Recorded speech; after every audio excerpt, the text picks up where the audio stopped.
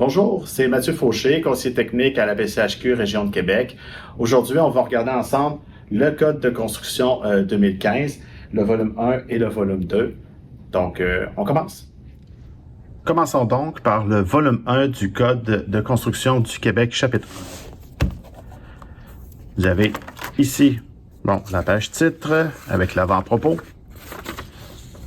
Vous avez la division 1, premier onglet, division 1, dans lequel on a en fait un extrait sur la loi sur le bâtiment.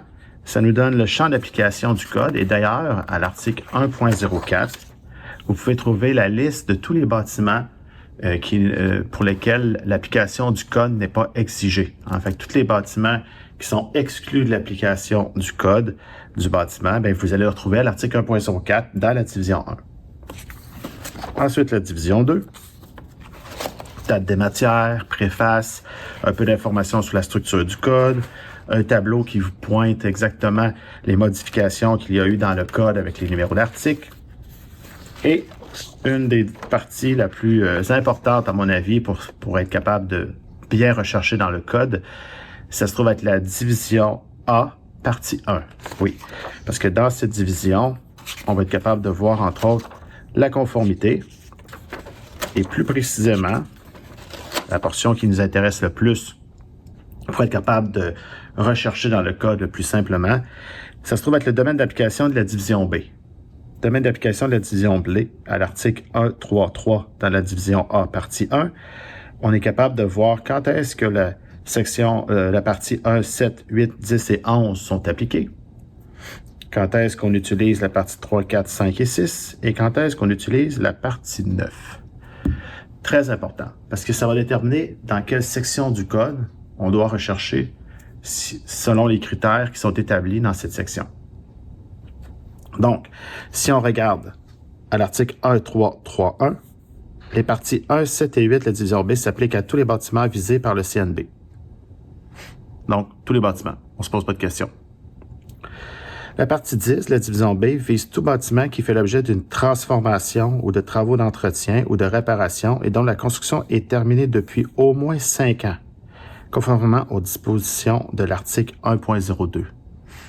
Donc, dans la division 1, on avait l'article 1.02. Si on rentre dans le 1.02 et qu'on respecte les critères qui sont cités ici, c'est-à-dire on fait seulement une transformation ou un entretien, une réparation de bâtiment qui a au moins 5 ans, donc plus de 5 ans, on peut utiliser la partie 10.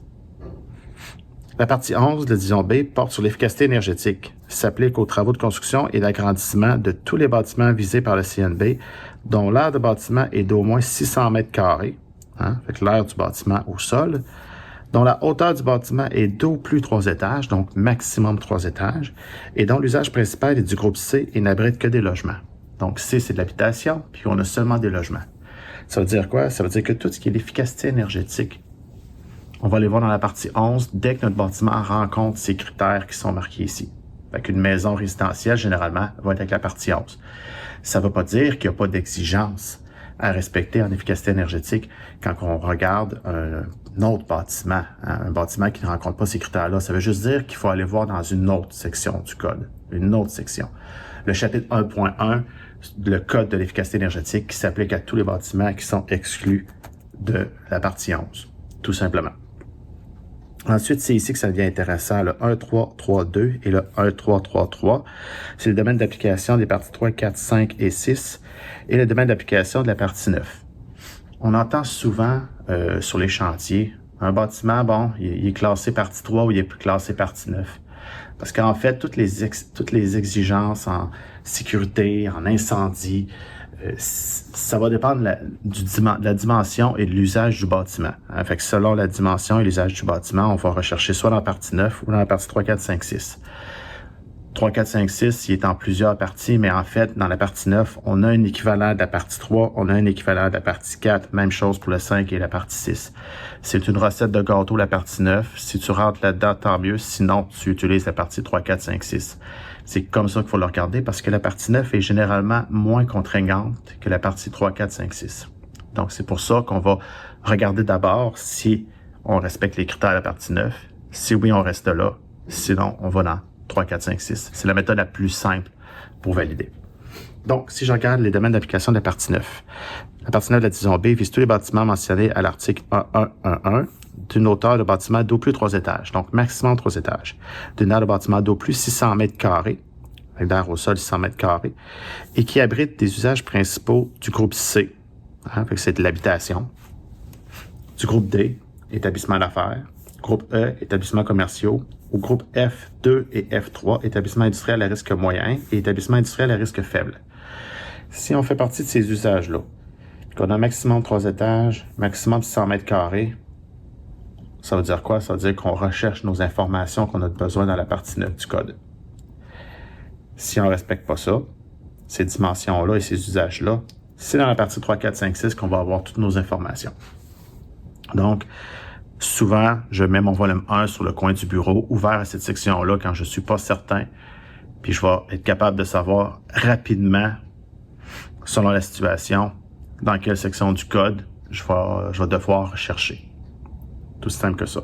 Dans les autres usages qui sont automatiquement, peu importe la superficie, peu importe le nombre d'étages, qui sont automatiquement dans la partie 3, 4, 5, 6, on a le groupe A, qui est un établissement de réunion. Groupe B, établissement de soins, de traitement ou de détention.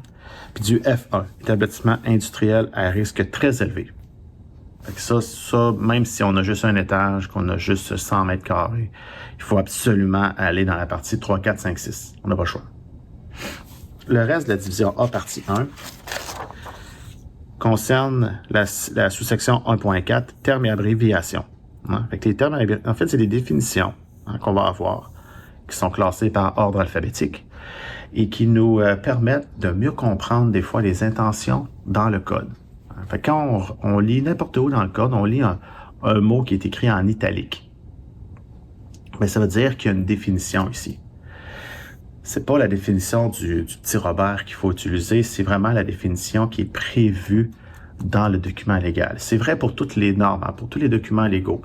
Quand il y a une section définition d'inclus dans une norme, ben c'est cette définition-là qui a prédominance sur la définition qu'on pourrait retrouver dans un dictionnaire.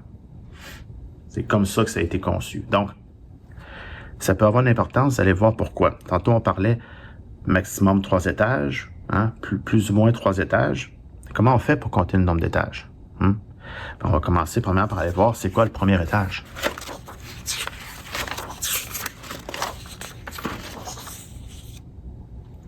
Donc, le premier étage. Premier étage. Étage le plus élevé, dont le plancher se trouve à au plus 2 mètres au-dessus du niveau moyen du sol. Ah, fait que c'est clair. Ça veut dire que mon premier plancher, pour commencer à compter mon nombre d'étages, dépend de l'emplacement de mon premier étage. Mon premier étage, c'est l'étage le plus élevé dont le plancher se trouve à au plus, donc à maximum 2 mètres au-dessus du niveau moyen du sol. Fait que je prends le niveau moyen du sol, je monte de 2 mètres en hauteur. Le plancher qui est le plus haut en dessous de cette ligne imaginaire devient mon premier plancher. C'est à partir de là que je compte mes étages. OK? Niveau moyen du sol, maintenant. Parce que voyez-vous, il est écrit en italique. Niveau moyen du sol. Ça veut dire quoi? Ça veut dire qu'il y a une définition pour ça aussi. Niveau moyen du sol. Le plus bas des niveaux moyens définis du sol, mesuré le long de chaque mur extérieur du bâtiment qui doit donner sur une rue, conformément à la sous-section 322 ou à la sous-section 91020. Intéressant. Ça veut dire que si on est sur un coin de rue, la façade et le côté gauche, par exemple, pourraient toutes les deux donner sur une rue. Ça veut dire quoi? Ça veut dire que mon niveau moyen du sol, ça va être le plus bas niveau moyen qu'on va retrouver sur les deux façades. Donc, je mesure la ligne imaginaire, le niveau moyen sur la façade avant. Je fais la même chose sur le côté gauche. Et la plus basse des deux lignes imaginaires que je viens de tracer, ben, c'est celle-là que je vais utiliser pour mesurer mon 2 mètres. Donc, des fois, on pourrait se retrouver avec un sous-sol qui devient le premier étage. Vous comprenez ce que je veux dire? Tout dépendant de la façon que le niveau moyen va se représenter sur le bâtiment. Donc, c'est pour ça que la définition est très importante. Ensuite de ça, Division A, partie 2. Les objectifs. On va avoir, entre autres, une série de paragraphes qu'on voit ici, des OS1, OS2, OS3, OS4, OS5, OH, ainsi de suite. C'est des paragraphes qui permettent de définir des objectifs. Donc, OS1, c'est sécurité incendie, OS2, c'est sécurité structurelle, OS3, sécurité liée à l'utilisation, etc. Dans chacune de ces paragraphes-là, on a une extension ici, le OS 3.1. Fait que le OS 3, c'est sécurité liée à l'utilisation, mais OS 3.1, c'est pour un faux pas, une chute, un contact physique, une noyade ou une collision. À quoi ça peut servir? Dans la vie de tous les jours, sur un chantier, ça ne va pas dire que ça va servir à quoi que ce soit, OK? Mais par contre, ça peut nous permettre de comprendre c'est quoi l'intention cachée derrière les articles du code. Parce que vous retrouvez ici, dans cette section-là, dans la division A, partie 2, la liste de tous les paragraphes explicatifs des objectifs possibles. Mais plus loin, vous allez voir, on a un tableau qui nous dit pour chaque article du code, c'est quoi la liste des objectifs qui s'y rattachent. Fait qu'on va y revenir, vous allez voir. Division A, partie 3, c'est les énoncés fonctionnels. C'est encore une fois une série de phrases qui expliquent c'est quoi la fonctionnalité qui est demandée par l'article du code. Donc, si on dit que c'est la fonctionnalité F70, ben F70, c'est assurer l'approvisionnement en eau potable. Fait que ça nous permet de valider est-ce qu'on l'atteint, est-ce que l'objectif, on l'a atteint, est-ce que l'énoncé fonctionnel est atteint. C'est généralement plus un architecte qui va utiliser ces aspects-là pour être en mesure de valider, exemple, des équivalences, parce c'est impossible de respecter un article du code, donc l'architecte va trouver une équivalence, il va aller vérifier si on respecte les énoncés fonctionnels et ces choses-là. Fait que c'est très rare qu'on a besoin de ces sections-là, mais sachez que ça existe. Puis comment l'utiliser, je vais vous le montrer un peu plus loin. Division B, partie 1. À partir de la division B, c'est là qu'on rentre vraiment dans la portion utilisation du code, où est-ce qu'on va rechercher des réponses à nos questions. Donc, vous avez pour commencer la partie 1, qui se trouve être des généralités. Fait que c'est quoi? En gros, c'est un énorme tableau de plusieurs pages dans lequel vous allez avoir tous les organismes et les normes qui sont intégrés dans le code du bâtiment. Donc, une norme, quand elle est référée par le code, c'est comme si elle faisait partie du document. Donc, il faut l'appliquer. Vous avez la liste de toutes ces normes-là et vous avez aussi tous les numéros d'articles qui renvoient vers la norme en question. Fait que ça peut être une façon rapide de voir toutes les normes qui sont incluses au code, mais c'est encore une fois plus les architectes qui vont les fouiller dans ces tableaux-là. La partie 2, elle est réservée. Ça veut dire quoi? Ça veut dire que dans le reste du Canada, elle est utilisée. Nous, en fait, au Québec, on fait des modifications dans le code. On n'a pas cette portion-là. Est-ce qu'un jour, il va y avoir quelque chose? Je ne suis pas devin, je ne peux pas vous le dire, mais pour l'instant, il n'y a rien. C'est juste marqué réservé. Division B, partie 3. La division B, partie 3 concerne la protection contre l'incendie, la sécurité des occupants et l'accessibilité. Donc, vous vous souvenez, si on est plus de 3 étages, si on est plus de 600 mètres carrés, on est dans la partie 3 automatiquement. Si on est à un usage qui est plus public, comme on pourrait dire, ben là, à ce moment-là, aussi, on est dans la partie 3. Donc, si on est dans industriel à risque élevé, si on est un établissement de réunion comme un aréna, un centre commercial, dès qu'on tombe soit trop grand, soit d'usage plus risqué ou qu'il y a plus d'occupants, il faut être dans la partie 3, 4, 5, 6 du code du bâtiment. La façon que ça fonctionne, c'est qu'à chaque début de section, surtout des grosses sections comme on peut voir ici, vous avez pour commencer une table des matières qui est très importante à maîtriser. J'explique pourquoi. Parce que quand on recherche dans la table des matières, on pourrait être porté à aller directement sur le sujet qui semble être ce qu'on recherche. Par contre, il faut toujours garder du coin de l'œil que des fois, c'est la façon que ça peut être écrit, il peut y avoir plus qu'une section qui pourrait retrouver notre réponse. Donc, d'ailleurs, c'est essentiel de regarder les généralités. Les généralités qu'on a ici s'appliquent à toute la partie 3. Donc, des fois, on va aller directement rechercher une information dans le sujet spécifique, Et on va arriver devant un tableau qui vous demande le nombre de personnes. Oh, OK, je fais comment, moi, pour savoir le nombre de personnes? Parce que là, pour trouver le nombre de toilettes, par exemple, le tableau commence par le nombre de personnes. Bon, à ce moment-là, dans les généralités, on peut aller voir que, l'article 3.1.17, nombre de personnes à la page 41 de la partie 3. On a une recette dans les généralités qui nous permet de déterminer le nombre de personnes. Puis suite à ça, avec le nombre de personnes, on est capable d'aller chercher notre réponse pour les toilettes. D'ailleurs, petite colle, les toilettes, c'est quoi? Ça se trouve être une exigence de salubrité. Fait que dans les équipements sanitaires. C'est pour ça que quand on maîtrise la table des matières, on est capable de savoir où regarder les choses. C'est la chose principale. Donc, la division A partie 1 nous permet de savoir dans quelle partie du code rechercher. Mais ensuite, la table des matières de la bonne partie du code nous permet d'aller rapidement au bon endroit où on va trouver l'information qu'on recherche. Donc, petit exercice que j'aime bien faire, parce que vous allez remarquer quand on regarde une table des matières, que des fois, on peut passer de la page 45 à la page 75. On a un beau 30 pages entre les deux. Là. 30 pages entre les deux, ça veut dire quoi? Ça veut dire que il y a beaucoup de noms d'articles qui apparaissent pas sur la table des matières. Petite particularité, maintenant, nous avons à la fin de chaque partie, depuis le code 2015, les notes, dans le fond, l'annexe A. Donc, quand vous regardez le code puis qu'il vous indique « Voir annexe A », vous recherchez le même numéro d'article à la fin, ici. Donc, un numéro d'article qui commence par A tradition, votre numéro d'article. Puis, vous allez avoir des explications additionnelles qui vous permettent de mieux comprendre. Je vais vous donner un bon exemple des explications possibles. Une qui est très, très, très intéressante, c'est dans l'annexe A, la note 3.1.2.1, classement des usages principaux.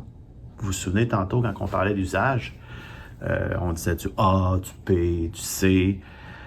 Des fois, ça peut être pratique d'avoir un peu plus de détails. Donc, on va retrouver ici, dans l'annexe A, à la fin de la partie 3, une liste d'exemples pour chaque groupe d'usage. Pour être capable de voir un peu, mais mon bâtiment est situé dans quel groupe d'usage. Okay?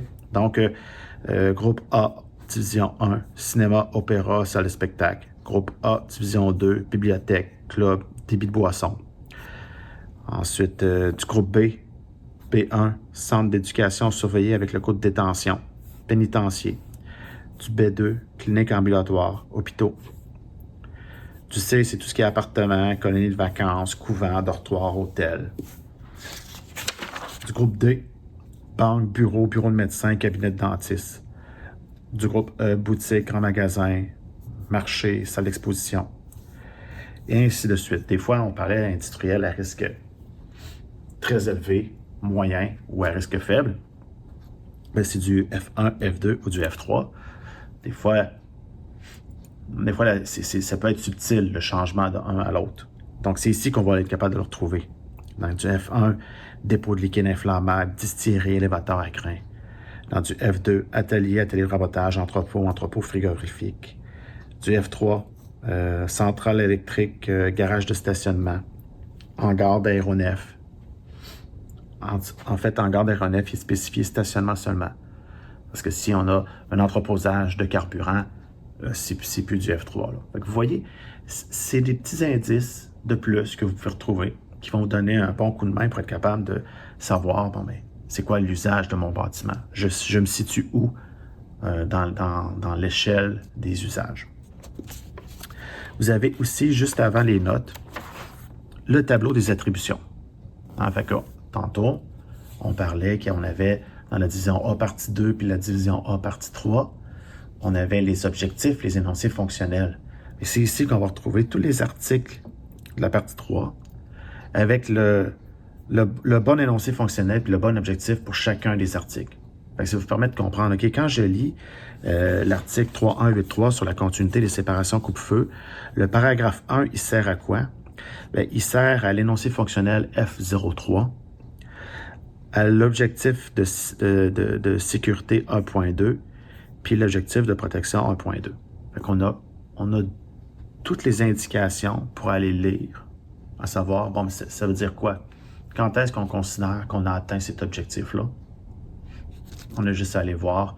Ça peut être, c'est à partir du tableau d'attribution qu'on est capable de comprendre. Fait que vous voyez qu'avec un simple numéro d'article, vous pouvez aller chercher le tableau des attributions pour aller chercher les objectifs et les énoncés fonctionnels. Puis vous pouvez aller chercher aussi des détails additionnels qu'on va retrouver dans les notes à la fin de la partie en question. Puis ça, c'est vrai pour toutes les parties du code. Autant la partie 3, 4, 5, 6, la partie 9, généralement, on a toutes ces informations-là. Les seules places où on n'en a pas, c'est les parties du code qui sont plus administratives, où est-ce qu'il y a moins d'interaction. Mais je vous dirais que la partie 3, 4, 5, 6, la partie 9, on a beaucoup d'informations additionnelles dans les tableaux d'attribution en utilisant la division A partie 2 et partie 3 et dans les notes qu'on retrouve à la fin qui nous permettent de comprendre. Si on additionne à ça dans la division A partie 1, les définitions de tous les mots italiques qu'on peut retrouver dans le code, on a vraiment beaucoup d'informations pour mieux comprendre les articles du code qu'on a en face de nous. Donc, j'ai donné beaucoup d'informations générales ici, fait que je vais juste refaire un petit tour rapide. Partie 3, protection contre l'incendie, sécurité des occupants et accessibilité, avec des généralités, puis avec d'autres sous-sections, sécurité incendie des bâtiments, sécurité des aires de plancher, exigences relatives aux issues, transport vertical, installation technique, les exigences de salubrité, puis les exigences d'accessibilité. Bâtiment de stockage, libre-service, on a une petite information ici aussi, puis les objectifs énoncés fonctionnels et les notes. Ça, c'est pour la partie 3. Fait que vous voyez qu'on a seulement une portion du gâteau, de la recette de gâteau pour faire un bâtiment. Où est-ce qu'on trouve les autres informations pour faire le bâtiment? Dans les autres sections. Division B, partie 4. Règles de calcul. C'est ici qu'on va avoir toutes les informations sur les charges et les méthodes de calcul, les informations sur les fondations, les calculs de structure, les exigences de calcul de structure spéciale, encore une fois les objectifs énoncés fonctionnels et les notes à la fin de cette portion-là. Vous voyez, c'est une autre portion. Fait que là, on parle de la portion structurelle. Fait qu'on avait la sécurité, puis la salubrité, les issues. Puis après ça, on a les règles de calcul. Qu'est-ce qui manque? Il manque aussi la partie 5. Séparation des milieux différents. C'est les charges et méthodes de calcul dues au milieu, charges structurelles et méthodes de calcul selon l'environnement, parce qu'on parle ici des séparations des milieux différents. Donc, la séparation entre, par exemple, l'intérieur et l'extérieur, c'est deux milieux qui sont différents. Transfert de chaleur, étanchéité à l'air, diffusion de la vapeur d'eau, précipitation, eau de surface et eau souterraine, la transmission du son, puis différentes normes. Et ça dans la partie 5. Partie 6. Chauffage, ventilation et conditionnement de l'air. Donc, conception et mise en place, installation de ventilation, installation de chauffage, isolation thermique, installation de réfrigération et de refroidissement, réseau de distribution, accès à l'équipement, système de sécurité incendie. C'est toutes des choses que vous avez dans la partie 6. Fait que voyez-vous, avec la partie 3, 4, 5, 6, on est capable de venir chercher toutes les informations qui sont nécessaires pour créer un bâtiment de grande envergure ou de petite envergure, mais qui est un bâtiment qui est risqué. Ensuite de ça, on a la division B, partie 7, qui se trouve à être la plomberie, tout simplement. On a quoi? On a des généralités. En réalité, on a une belle page recto-verso, OK? Même pas complète. Il vous dit d'aller voir le code de plomberie. Eh oui, il existe un code de plomberie. Puis le code de plomberie, il se trouve à être en fait un autre document séparé, un autre cartable séparé, donc qui explique toutes les règles pour le dimensionnement des tuyaux, puis toutes les règles d'installation de la plomberie, le minimum à installer, les calculs à faire, etc. Ceci étant dit, ça ne va pas dire qu'on ne parle pas de plomberie dans le code, dans le chapitre 1. Non. On réfère au chapitre 3, le code de plomberie, pour vous dire comment l'installer, puis c'est quoi les tuyaux, etc. Mais pour ce qui est des exigences de conception en plomberie, on va en parler. On a vu dans la partie 3, 4, 5, dans la partie 3 tantôt, qu'on avait les exigences de salubrité, les équipements sanitaires, le nombre de toilettes, par exemple. Fait que dans la partie 3, on va vous dire c'est quoi le nombre de toilettes minimum. Mais la partie 7, elle vous renvoie vers le chapitre 3, qui est le code de plomberie, pour savoir qu'est-ce que ça prend pour l'installer. C'est ça la nuance. Partie 8, réservé. En fait, dans le reste du Canada, il y a quelque chose à cet endroit-là. Nous, on n'a rien. Ça a été retiré. Puis ensuite, le volume 1, qu'est-ce qu'on a? C'est les annexes. On a la disons B, annexe C. Données climatiques et sismiques pour les calculs des bâtiments au Canada. Oh! Ça veut dire qu'ici, on a toutes les informations d'abord comment utiliser cette section-là. Mais on va avoir aussi des tableaux. On va avoir le tableau C2. On va avoir le tableau C3, qui est un peu plus loin. Dans ces tableaux-là, on va retrouver toutes les informations climatiques, sismiques, dans le but d'être capable justement de savoir, quand on fait les calculs de neige, par exemple, OK, mais selon la municipalité, mais selon la province, les municipalités, c'est quelle information, quelles données qu'on doit utiliser, tout simplement. Donc, on a les provinces qui sont classées par ordre alphabétique, et ensuite de ça, on a des municipalités qui sont classées, qui nous permettent d'aller voir. Fait qu'ici, j'ai pour la province du Québec, Actonville, Alma, Almos, Asbestos, Aylmer, Bécomo, Baie-Saint-Paul. Fait que ça vient descendre ici, puis on a des informations qui nous permettent de faire les calculs, qui nous permettent aussi de savoir dans quel tableau rechercher. Tantôt, vous allez voir, quand on va dans la partie 11 du code, on va parler du nombre de degrés jour. Mais les degrés jour, c'est pas nous qui les inventons. Et on serait capable de les calculer. La formule est un petit peu compliquée, mais on serait capable de les calculer. Par contre, il est écrit ici. Fait qu'on vient chercher l'information. Qu'est-ce qu'on a dans le tableau C2? La province, localité. On a l'élévation. Température de calcul en janvier puis en juillet. Degrés jour, sous 18 degrés Celsius. Fait que ça, c'est la donnée pour l'efficacité énergétique, très importante. Précipitation de 15 minutes en millimètres. Précipitation de 1 journée en millimètres. Précipitation annuelle en millimètres. L'indice d'humidité, l'humidité dans l'air et tout. Précipitation annuelle totale en millimètres. Pression de la pluie poussée par les vents en pascal. Charge de neige en kilopascal.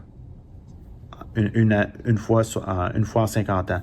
Pression des vents horaires en kilopascal. Une fois aux 10 ans, une fois aux 50 ans. Fait qu'on a plusieurs données climatiques qui, je l'avoue, généralement, ça va être plus les ingénieurs qui vont utiliser ça.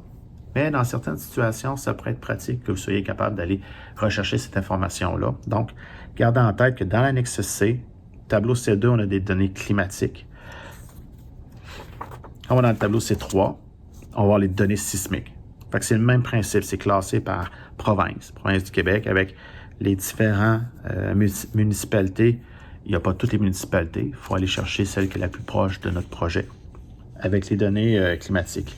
Là, les données climatiques, sismiques, encore une fois, c'est un peu plus complexe, c'est généralement plus un ingénieur qui va l'utiliser. Par contre, il y a certaines indications des fois dans le code, où on va vous parler, on va vous dire, si telle donnée sismique est plus élevée que tel chiffre, puis que telle donnée sismique est plus basse que tel chiffre, automatiquement, ça prend un ingénieur, comme les poussées, l'accélération spectrale, comme on dit, là, le SA02 qui est ici. Mais des fois, dans le code, on va vous dire, les attaches, par exemple, d'ancrage dans le mode de fondation pourraient changer selon la donnée qui est écrite ici.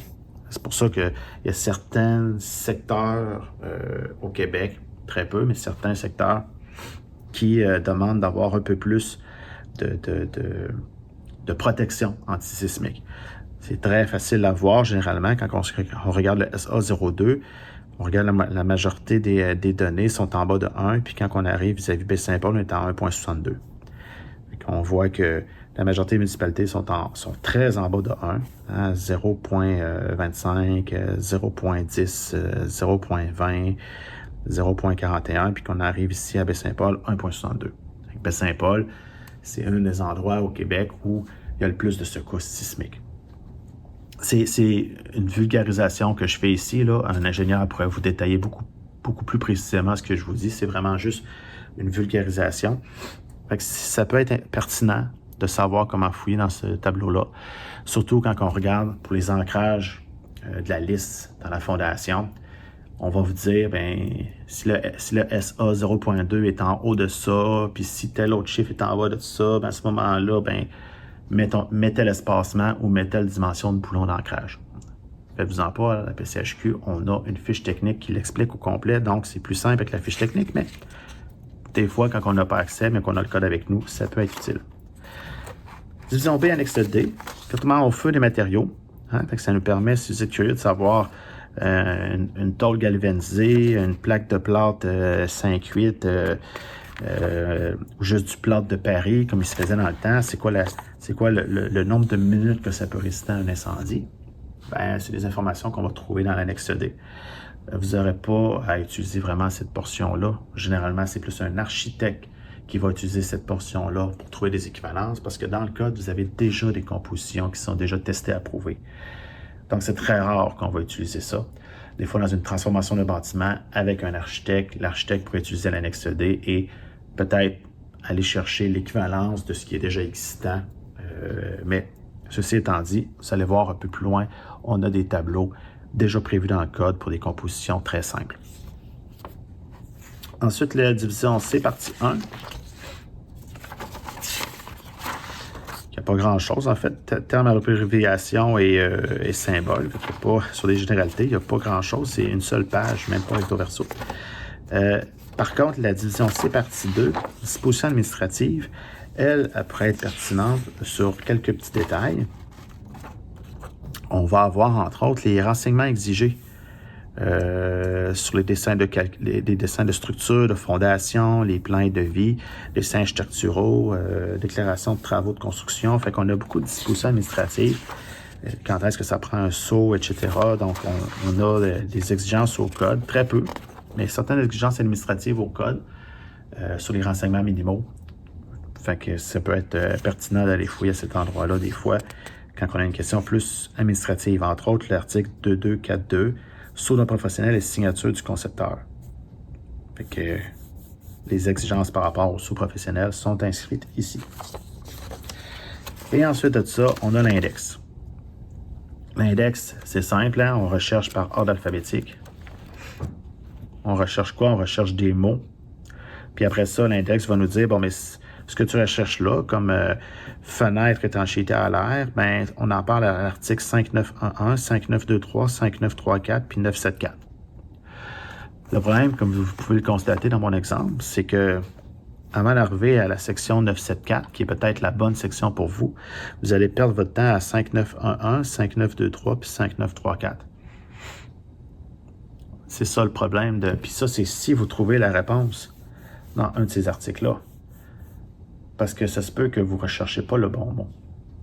C'est ça la technicalité avec l'index, c'est que ça peut être un bon plan B si on n'a pas réussi à classer le bâtiment et qu'on n'a pas réussi à regarder la table des matières de la bonne partie du code.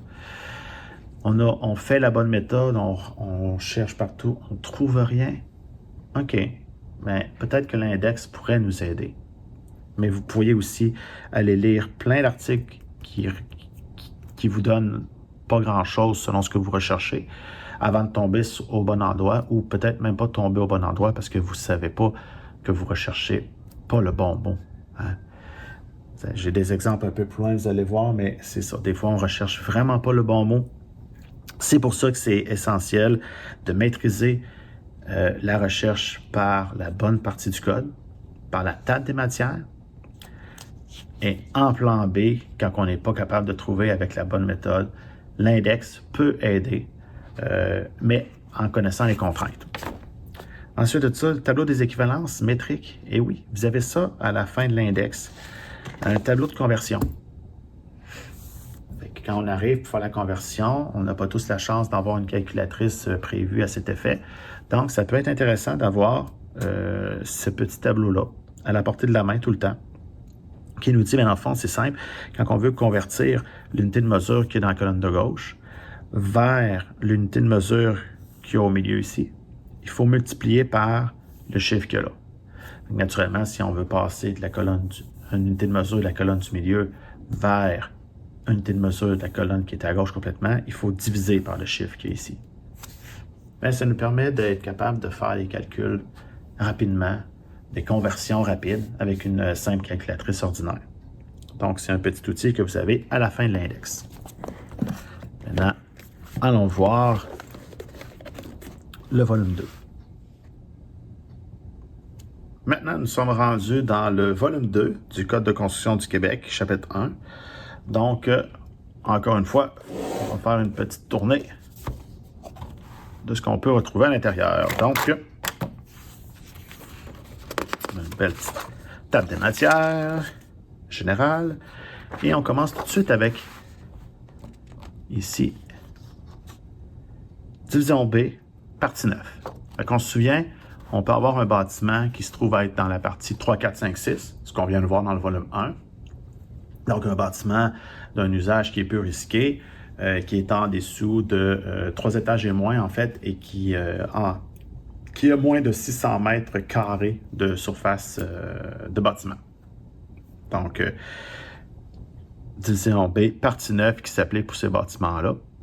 Sauf si, naturellement, c'est de l'usage du A, qui est un établissement à réunion, du B, qui est un établissement de soins ou de détention, ou du F1, industriel à risque élevé. Ça, peu importe la dimension, on n'a pas le choix. On est dans la partie 3, 4, 5, 6, tout simplement.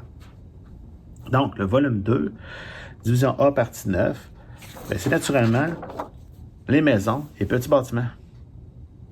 Tout simple que ça. C'est la raison pour laquelle c'est une des plus grosses parties du code. C'est la raison pour laquelle c'est une des plus grosses tables des matières. Parce que la table des matières, elle n'est pas sur une seule page recto-verso. On l'a ici sur 4 pages recto-verso. C'est vraiment une plus grosse table des matières. Pourquoi? Parce que c'est une des parties du code qui est la plus utilisée. Donc, c'est assez simple. Hein? C'est une des parties qu'on utilise le plus. Donc, la table des matières, naturellement, comme elle est plus grande, qu'elle est plus utilisée, elle est aussi plus précise. Quand on a un bâtiment qui va dans la partie 9, généralement, on a plus d'options. Il y a beaucoup moins de pages entre chacun des éléments de la table des matières. Des fois, il y a plusieurs éléments qui sont sur la même page. Ici, on en a 1, 2, 3, 4 éléments qui sont tous sur la même page, la page 1. C'est beaucoup plus rapide d'aller au bon endroit. Par contre, le petit piège, c'est qu'on pourrait aller rapidement à un endroit qu'on pense qu'il y a la réponse, mais qu'en réalité, on est allé trop précisément pour commencer. C'est le petit danger aussi quand c'est trop précis, il faut faire attention. Mais généralement, ça va très bien. Donc, on arrive ici avec les généralités 9.1, 9.2, définition, 9.3, matériaux, installation, équipement, 9.4, exigence, résistance structurelle. Fait que voyez-vous, ce qu'on avait dans la partie 4, pour les gros bâtiments, on l'a ici à la section 9.4, exigence et résistance structurelle. Ça ne veut pas dire qu'on a toutes les situations ici. Non, parce qu'attention, c'est quand on dit que, oui, notre bâtiment nous permet d'utiliser la partie 9, mais si ce qu'on veut faire ne rentre pas dans les critères de la partie 9, là, ça prend... Il faut aller chercher la recette dans la partie 3, 4, 5, 6. Il faut avoir un architecte, un ingénieur. C'est là qu'il faut faire attention. C'est pas parce qu'on est dans la partie 9 qu'on est exclu de l'application de la loi sur les architectes puis de la loi sur les ingénieurs. Non, ça fait juste nous dire qu'on peut retrouver l'information à cet endroit-là. Mais si ça prend un ingénieur ou un architecte sur le dossier, même si on a trouvé la réponse, il faut quand même avoir l'architecte et l'ingénieur sur le dossier. Donc, conception des airs des espaces. Dimension des portes, c'est ici qu'on va hauteur sous le plafond. Les verres, fenêtres, portes et lanternaux. Escalier, rampe, main courante et garde-corps. Moins d'évacuation, protection contre l'incendie. Isolement acoustique. Puis après ça, à partir de la section 9-12, c'est vraiment les étapes de chantier. Excavation, protection contre l'humidité, l'eau, l'infiltration des gaz souterrains, drainage, fondation et semelle de fondation, plancher sur sol, poteau, vide sanitaire, vide sous toit, Parce que c'est pas un entre-toi dans le code, hein, c'est un vide sous toi. Puis c'est là où, tantôt, quand je parlais de l'index, c'est là où il faut faire attention. On est habitué de dire entre-toi. Mais un entre-toi, là, par définition, ce sera un espace entre deux toitures. Nous, ce qu'on cherche, c'est le vide sous toi. Donc, si vous cherchez entre-toi dans l'index, vous ne trouverez rien. Mais si vous cherchez la table des matières et vous voyez vide sous toi, il y a des bonnes chances que vous soyez capable de comprendre puis que vous ayez tout de suite au bon endroit pour chercher votre information. C'est ça, la nuance qu'il faut garder en tête. Ensuite, mur en maçonnerie.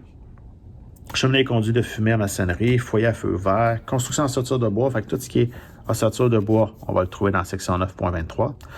Ossature murale en poteau de tôle d'acier. Ah, il y a des dispositions ici. Contrôle du transfert de chaleur, des fuites d'air et de condensation. Vous vous souvenez, tantôt, on avait ça dans la séparation des milieux différents, dans la partie 5. Là, ici, on est à 9.25, puis on a une partie des informations ici. Après ça, 9.26, les couvertures. Ah, en matériaux de couverture, les pentes, les protections des pentes, les solins de jonction, protection des debords de toit, couche de pose pour bardeaux. Après ça, les bardeaux bituminés, étanchéité multicouche. Ah, oui, OK, bon, il faut juste faire la distinction, comme je vous disais, il ne faut pas aller trop précisément. Parce que dans la couverture, on va parler du recouvrement de couverture, mais on ne vous parlera pas du support de couverture. Hein? On vous parle de la protection, comme on vient de voir, on parle de la protection selon les pentes, selon le type de recouvrement de toiture qu'on installe, c'est quoi les dispositions, mais on ne vous parle pas du support de couverture. Non. Pourquoi? Parce que le support de couverture, il est ici. Dans la section de 23, construction en ossature de bois. Vous voyez la nuance qui peut arriver quand on recherche trop précisément. On se dit, bon, moi je veux savoir c'est quoi le veneer pour mon... On se prépare à faire le toit, je veux savoir c'est quoi le veneer qu'il faut mettre sur les fermes de toit. Ah, OK, couverture. Voyons, je cherche puis je trouve pas l'information. Non, c'est parce que tu n'es pas au bon endroit. Tu es allé trop vite dans l'endroit, puis tu sais pas, mais 9.26 couverture, on parle du recouvrement de couverture. Tout ce qui est préparation et installation du recouvrement de couverture. Mais le support de couverture est dans la construction en structure de bois. Je peux vous donner un autre exemple. Je vais reculer un petit peu en arrière. Hauteur du mur de fondation. Hein? C'est quoi la hauteur du mur de fondation que j'ai besoin dans un sol en glaise, dans un sol gélif? Hein? Oui. Là, on va regarder.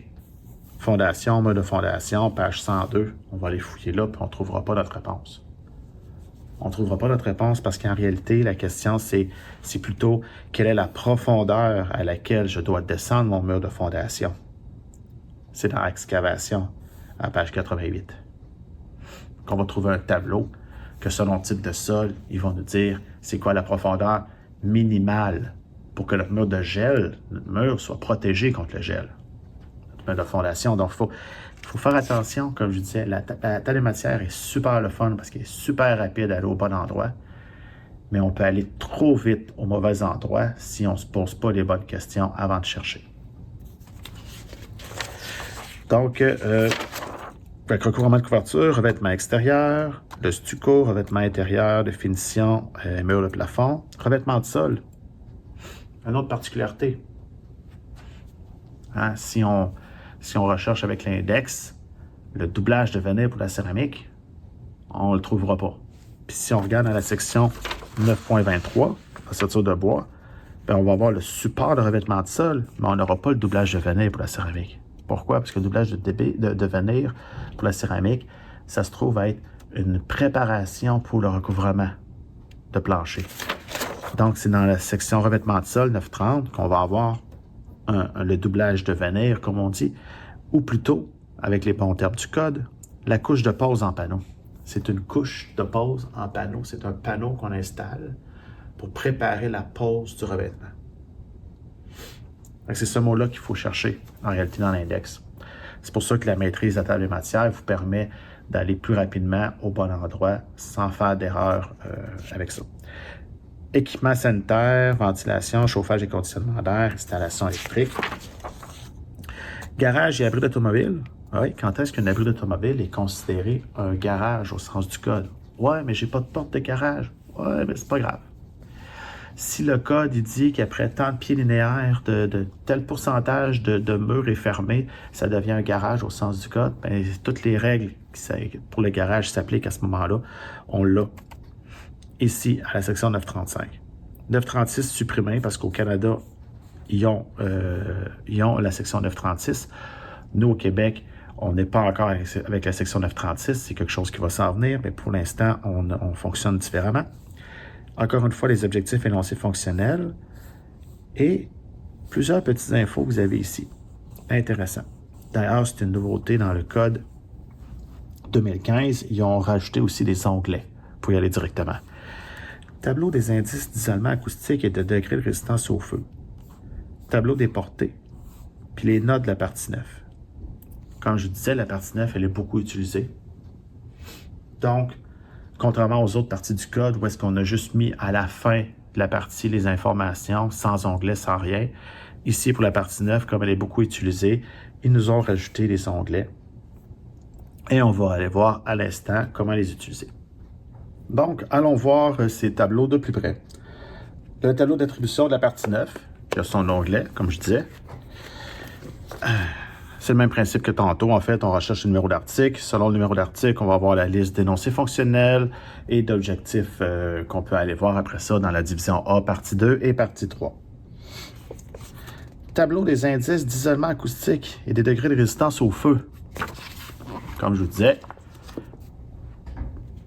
on a une série de compositions, autant de murs que de compositions plancher-plafond, avec tout plein d'informations. Si c'est un mur porteur, un mur non porteur, sa résistance au feu selon la composition. Différents variants. Fait qu'on commence toujours avec une composition, ici qui est générale.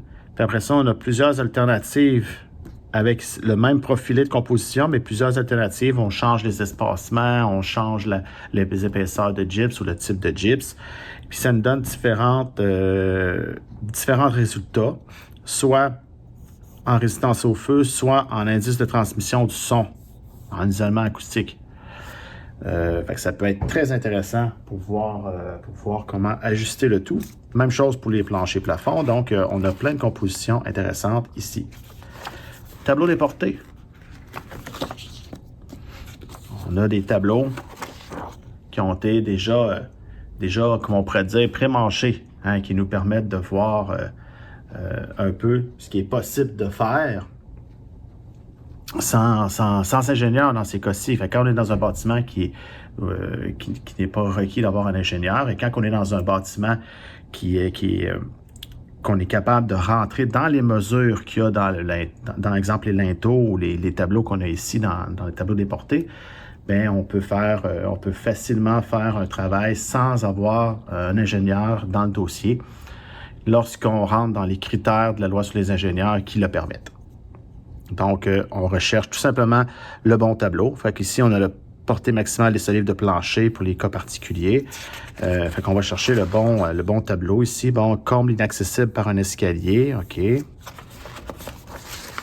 Portée maximale des solives de toit, charge spécifiée due à la neige de 2,5 à 3 kPa. OK, c'est ça que je cherchais. Bingo. Qu'est-ce qu'on fait? On va chercher le nom commercial de l'essence de bois, sa qualité, la dimension de la solive. Selon la charge de neige, puis selon l'espacement, ça va nous donner la longueur maximale du linteau possible. Donc, c'est très simple. Ici, c'est pas un linteau, ici, c'est une solive. Donc, on va chercher ce qu'on va chercher. Fait que si on recherche, par exemple, ce qu'on a couramment en quincaillerie, qui c'est du SPF numéro 2, donc c'est du Spruce Pine Fir. Hein, Spruce Pine Fir, SPF, c'est les noms anglais. Fait que SPF, Spruce Pine Fir, qualité numéro 2. Selon la dimension de la solive, selon la charge et l'espacement, on est capable de voir la portée maximale de la solive, tout simplement, avec les tableaux. Fait que tous les tableaux fonctionnent dans cette section-là de la même façon. Hein? Fait qu'on va chercher tout d'abord le tableau qui représente ce qu'on cherche comme élément à dimensionner. Hein? Fait que c'est le titre du tableau. Puis après ça, bien, on va resserrer le tableau. Fait que selon les choix qu'on fait en haut, selon les choix qu'on fait à gauche, on va aller resserrer le tableau. Puis ensuite, on vient croiser l'information. La dimension de ce livre avec l'espacement nous donne la portée. Fait que l'ensemble, que ce soit des linteaux, que ce soit des solives de toit, des chevrons de toit, des poutres faîtières, vous avez des tableaux déportés ici qu'on peut utiliser. Puis la loi sur les ingénieurs, elle dit quoi? Elle dit que lorsqu'on utilise une méthode prescrite, une méthode complète prescrite dans la partie 9 du Code du bâtiment, on fait partie de l'exclusion de la loi sur l'ingénieur, donc on n'a pas besoin, ce n'est pas requis d'avoir un ingénieur lorsqu'on respecte tous les critères des exclusions, y compris l'utilisation de méthodes complètes prescrites dans la partie 9. Vous avez ici dans les tableaux déportés des méthodes complètes prescrites par la partie 9 pour, c'est longtemps qu'on rentre dans les dimensions qu'il y a ici pour dimensionner des poutres, des linteaux, des solives, des chevrons. Encore une fois, vous avez des notes pour la partie 9. Plus de détails, des images, des tableaux explicatifs pour comprendre les articles du code. Et ensuite de ça, la partie 10. Notamment, ce qui est le plus intéressant de la partie 10, c'est ici, les modalités d'application. 10.2.2.1, travaux d'entretien ou de réparation. Quand est-ce qu'on considère que c'est un entretien puis une réparation, puis que le code actuel s'applique ou ne s'applique pas, c'est ici qu'on va le trouver. Quand est-ce que c'est une transformation, puis c'est quoi les restrictions, puis quand est-ce que le code s'applique lors d'une transformation, c'est l'article 10.2.2.2 qu'on va le trouver. Fait que quand on a un bâtiment qui a plus de 5 ans, puis qu'on fait une transformation ou un entretien, on peut aller voir ici, il y a des allègements si on rencontre tous les critères. Si on ne rencontre pas tous les critères, il faut faire l'application telle que convenu. Partie 11, efficacité énergétique. Tout ce qui est isolation thermique, résistance thermique, pont thermique, c'est ici qu'on va le trouver. Hein? Par contre, il faut faire attention. Il y a des généralités aussi. Les généralités.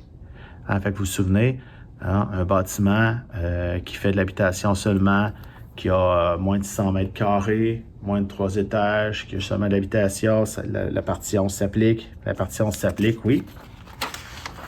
Puis dans les généralités, il y a des exigences générales à 11.2.1.2 qui dit que les fenêtres, portes et lanternaux doivent être conformes à 9.7. Mousse plastique conforme à 9.10.17.10. Mur, plancher et toit en contact avec le sol conforme à 9.13.2, 9.13.3. Vide sanitaire conforme à 9.18.3. Vide dessus toit conforme à 9.19.1. Isolation thermique, le contrôle du transfert de chaleur conforme à 9.25. Revêtement extérieur conforme à 9.27. Ventilation conforme à 9.32. Ça veut dire quoi? Ça veut dire que même si notre bâtiment, dans la division 1, l'article 1.04, n'est pas fait partie des exclusions d'application du code, si la partie 11 s'applique sur notre bâtiment, automatiquement, toutes ces sections-là du code vont aussi s'appliquer, parce que la partie 11 les intègre. Avec une municipalité, à cause de l'article 1.04, décide de ne pas adopter un code de bâtiment pour sa maison unifamiliale, pour toutes les nouvelles constructions. On va arriver ici, la partie 11, elle s'applique. La partie 11 demande toutes ces sections-là, ce qui veut dire qu'il faut appliquer toutes ces sections-là aussi. Naturellement, l'isolation, souvent, dans le tableau, ici, dans la partie 11, on va vous référer au nombre de degrés jour. Hein, si vous êtes moins de 6000 degrés jour, utilisez ce tableau-là. Si vous êtes plus de 6000 degrés jour, utilisez ce tableau-là.